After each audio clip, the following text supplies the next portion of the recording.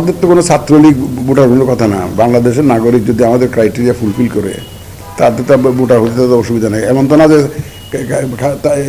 আমাদের শর্তের মধ্যে নাই যে ছাত্রলীগ করলে ভোটার হতে পারবে না, এমন কিছু নাই। কিন্তু অন্য কোনো কারণে আইন দ্বারা যদি কেউ বাড়িতে হয়, এখন একজন সে ছাত্রলীগ হয়, যে লীগ হোক, যে পার্টি সমর্থন করুক, উনি যদি কোনো দোষী সাব্যস্ত হন কোর্টের, তাহলে তো সেটা ভিন্ন বিষয়।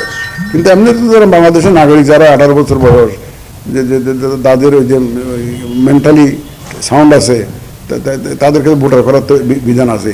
আর কেউ যখন আসবে ভোটার হতে, সে ছাত্রলীগ হিসাবে আসবে নাকি? সে তো বাংলাদেশের নাগরিক হিসাবে আসবে। অনেকে আবার শুনি যে কোর্টে মামলা করেছে এই দলের যাতে না নির্বাচনে না আসতে পারে। কোর্ট যদি রায় দেওয়া যায় তো আমাদের কোর্টের রায়টা মানতে হবে, যেটা দেয়, যেদিকে দেয় সেভাবে মানতে হবে।